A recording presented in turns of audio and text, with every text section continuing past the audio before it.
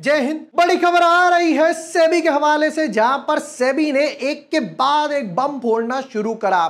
पहले क्या हुआ, पहले भैया बजट आया तो उसमें उन्होंने कहा लॉन्ग टर्म कैपिटल गेन भी बढ़ा रहे हैं। अच्छा, लॉन्ग टर्म वालों को बढ़ा रहे हैं, शॉर्ट टर्म कैपिटल गेन भी बढ़ा रहे हैं। फिर उसके बाद एसटीटी वगैरह भी बढ़ा दिया। अब इन्होंने बोला है कि भैया एफएनओ पर, फ्यूचर्स एंड ऑप्शंस पे रिटेल वाले कुछ ज्यादा ही रिलाय कर रहे हैं और स्पेक्यूलेशन कर रहे हैं, गैम्बलिंग कर रहे हैं, तो हम एफएनओ पर भी और प्रॉब्लम्स लेकर आने वाले हैं। सेबी का एक अच्छा खासा फरमान आया है। वो फरमान क्या है, ऑप्शन बायर्स को क्या क्या प्रॉब्लम होने वाली है, रिटेल वालों को क्या क्या प्रॉब्लम होने वाली है, ऑप्शन सेलर्स को क्या क्या प्रॉब्लम होने वाली है, मार्जिन, लॉट साइज, उससे भी क्या क्या एक्सपायरी पे इंपैक्ट पड़ेगा, सब कुछ इस वीडियो में डिटेल के साथ एक एक पॉइंट समझाते हुए डिस्कस करने वाले हैं।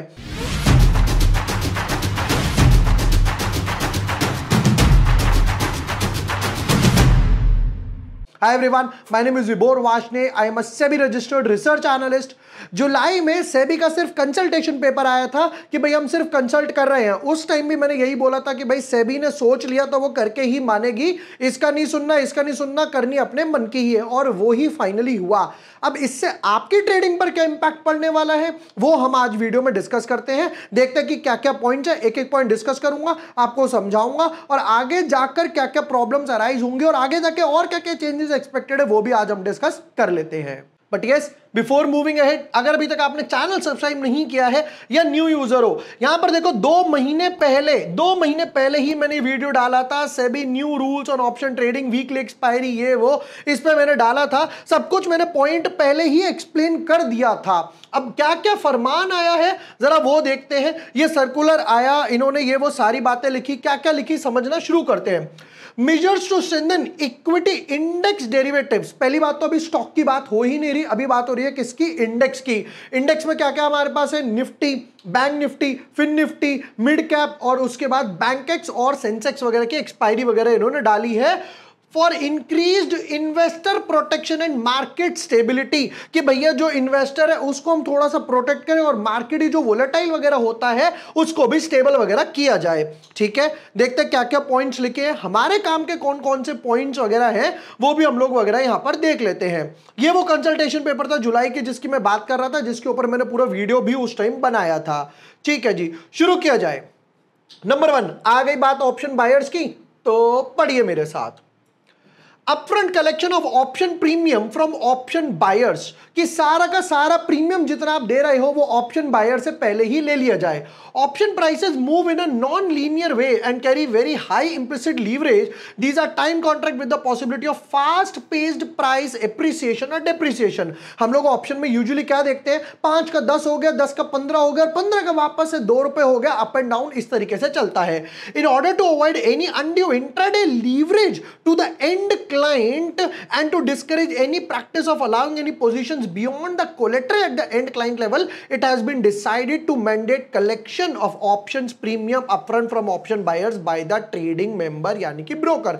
अब ये देखो यूजुअली क्या होता है, हम जितने रिटेल वाले हैं वो ऑप्शन का पूरा प्रीमियम एक बारी में दे देते हैं। कैसे समझाता हूं, देखो मान लेते हैं आपने निफ्टी का कोई भी कॉल ऑप्शन चूज करा, वो कॉल ऑप्शन उस टाइम चल रहा था लेट्स से 50 रुपए का, 50 रुपए का चल रहा था। निफ्टी का लॉट साइज इस टाइम पे है 25, तो आप 50 इंटू 25 ये हो गया 1250 रुपए आप पे कर दोगे, राइट। आप 1250 रुपए पे कर दोगे और यहां पर आप ऑप्शन बाय कर लोगे। बट ये रिटेल वालों के साथ होता है, जो प्रॉप डेस्क वगैरह वाले हो गए या जो ब्रोकर्स हाई एंड क्लाइंट्स वगैरह हो गए, वो उनको मार्जिन देते थे अभी तक, अब उनको बोल रहे कि भैया मार्जिन खत्म करो, ऑप्शन बायर जितना है, अगर आप इसको 50 लॉट लेना चाहते हो, 100 लॉट लेना चाहते हो, ये एक लॉट के हिसाब से था, तो 125000 इतना पैसा रख दो। पहले क्या होता था, मार्जिन वगैरह मिल जाता था, प्लेज वगैरह करके सिक्योरिटी वगैरह। अब ये कह रहे कि ऑप्शन बाइंग पे कोई लीवरेज नहीं मिलेगा, कोई नहीं मिलेगा। तो पहला पॉइंट, तो पहला बम जो फोड़ा है वो ऑप्शन बायर्स के लिए फोड़ा है। ठीक है, नेक्स्ट पार्ट पर आते हैं।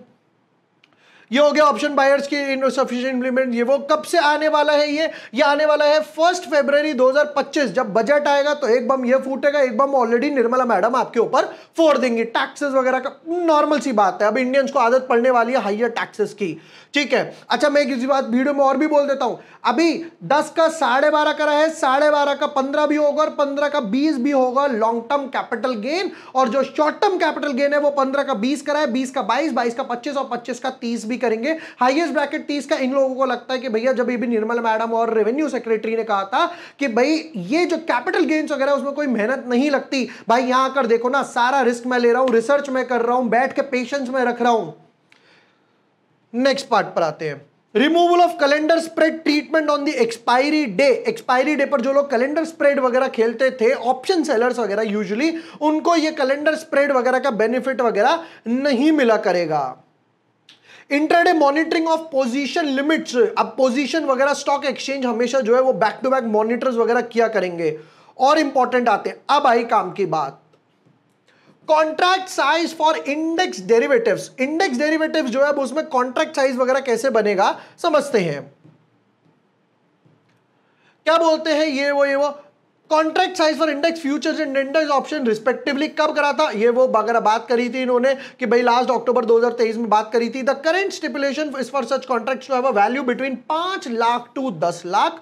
ये लिमिट लास्ट कब सेट करी गई थी? 2015 में। तो आप 2015 से लेकर 2024 9 साल तक सो ही रहे थे। आपने इतने सारे चेंजेस वगैरह करे, राइट, इतनी सारी एक्सपायरी लेकर आए, तो उस टाइम पे आपको ध्यान नहीं आया। चलो कोई बात नहीं। फिर उसके बाद the broad market values price have increase by around 3 times. बोलते हैं जो निफ्टी है वो कहते हैं भैया ऑलरेडी इतना बढ़ चुकी है, समझ आता है, इतना काफी अच्छा बढ़ चुका है। It's been decided contract valuation not less than 15 lakh at the time of introduction in the market. अब इसका क्या इंपैक्ट पड़ेगा, अब पहला वो समझना जरूरी है। देखो अभी निफ्टी का जो अभी लॉट साइज है करंटली चल रहा है 25 के आसपास, मतलब कि 25 के आसपास का 25 का ही चल रहा है। निफ्टी की वैल्यू चल रही है सपोज करते 26,000 पे वोलेटाइल होती रहती है, तो एक काम करते हैं 25,000 बेस मान लेते हैं। चलो निफ्टी की वैल्यू चल रही है 25,000, लॉट साइज इस टाइम 25 का, तो ये हो गया 6,25,000 रुपए का एक कॉन्ट्रैक्ट, जो ये बोल रहे हैं 5 लाख से 10 लाख के बीच एज ऑफ नाउ हम लोग रखते हैं। बट ये बोल रहे हैं कि अब इसको 15 लाख तक करा जाएगा, not less then, minimum 15 lakh करा जाएगा। तो अब निफ्टी का जो लॉट साइज एक्सपेक्टेड होने वाला है वो प्रोबेबली 75 के आसपास, बैक अगर आप जाओगे 2010 2011 के आसपास, तब निफ्टी का लॉट साइज 50, फिर 75, फिर 50, फिर 25 कर दिया। तो अब यहां पर भी यूजुअली होगा 25,000 मल्टीप्लाई बाय 75, ये इस तरीके से करने वाले हैं। 6,25,000 आ रहा था तो ये हो गया 18,75,000 के आसपास, 1875, तो ये 15 लाख से ऊपर हो गया। ये बढ़ने वाला है। अब वापस से उस ऑप्शन बायर के पर्सपेक्टिव से देखते हैं। अभी क्या हुआ, आपने बाय करा था 50 रुपए का प्रीमियम के हिसाब से, अब आप बाय करोगे 75 के लॉट साइज के हिसाब से। पहले आ रहा था 1250, अब यहां पर आएगा समवट अराउंड 3750 के आसपास, 3750 रुपए। जो ऑप्शन पहले आ रहा था 1200 रुपए में, अब वो ऑप्शन आएगा 3700 रुपए में। क्यों? क्योंकि लॉट साइज वगैरह बढ़ा दिया आपने, एकदम से जंप कर दिया। प्रीमियम वगैरह एडजस्ट होने में थोड़ा बहुत टाइम तो लगेगा ही लगेगा, ये एक प्रॉब्लम आने वाली है।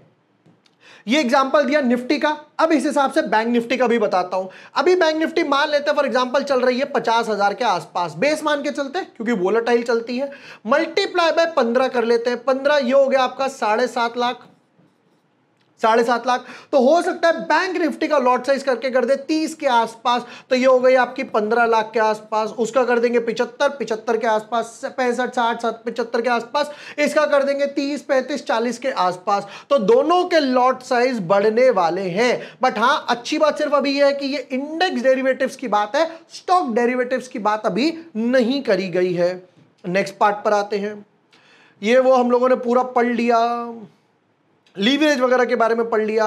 कब से आने वाला है? नवंबर 20 से ये आने वाला है, 20 नवंबर से, यानी कि 1-1.5 महीने बाद ये इंप्लीमेंट होना शुरू हो जाएगा, जब भी न्यू डेरिवेटिव कॉन्ट्रैक्ट्स वगैरह यहां पर ओपन होंगे। नेक्स्ट पार्ट पर आते हैं। अब आया most important, Rationalization of weekly index derivative products, expiry day trading in time when option are low is speculative। ये बोलते हैं कि यूजुअली क्या होता है जब ऑप्शन का प्रीमियम कम हो जाता है 2 रुपए 4 रुपए वगैरह, तो लोग यूजुअली ट्रेड करते हैं और ये उसको स्पेक्युलेटिव वगैरह मानते हैं, ठीक है। Different stock exchange offer short tenure option contracts और indices which expire on every day of the week. The SEBI consultation hyper trading ये वो वगैरह इन्होंने डाल दिया, ये वो ऑल डाल दिया, ठीक है। अब नेक्स्ट पार्ट पर आ जाओ जरा।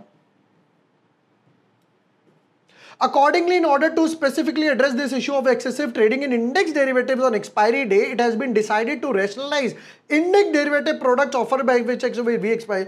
Each exchange may provide derivative contracts for only one of its benchmark index within weekly expiry. तो basically अभी क्या हो रहा है, हमारे पास NSE के पास 5 है। फॉर एग्जाम्पल यहां समझते हैं जरा।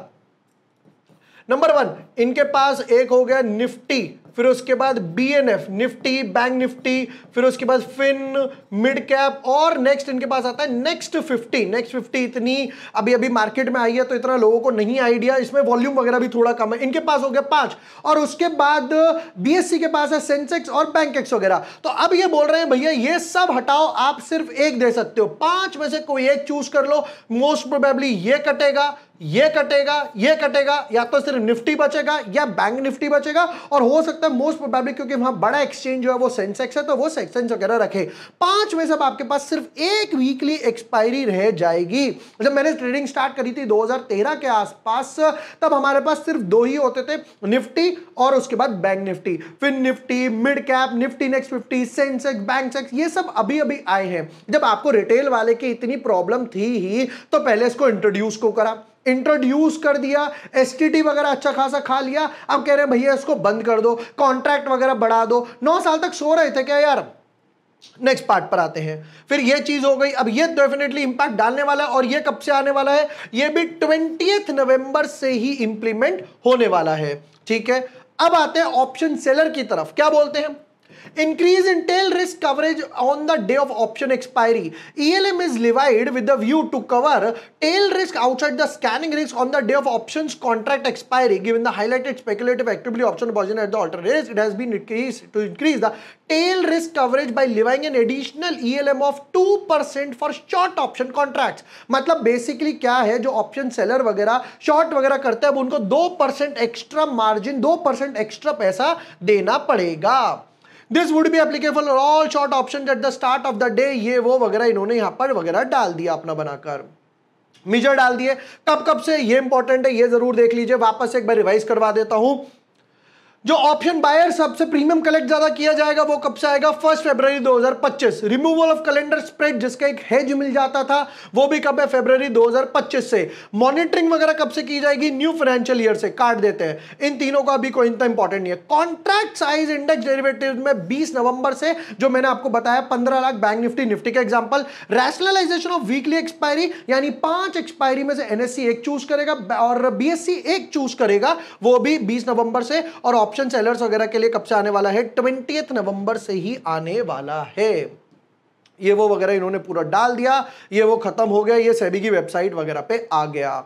अब यहां पर इन्होंने इतने सारे रूल्स वगैरह तो डाले हैं, देखते हैं कि भाई नेक्स्ट रिपोर्ट कब 6-8 महीने 1 साल बाद आएगी, जो ये दिखाते कभी 89% लोग लॉस में थे, कभी 93% लोग लॉस में थे। फिलहाल मैं आपसे जानना चाहता हूं आपका क्या व्यू है इन सब ऑर्डर्स वगैरह पे, भाई जो ऑप्शन बायर्स के लिए ट्रबल कर रहे हैं। चलो फिलहाल एक बारी को हम लोग तो ऑलरेडी पूरा प्रीमियम वगैरह देते थे, जो एक्सपायरी वगैरह हटाई है, कॉन्ट्रैक्ट वैल्यू हटाई है।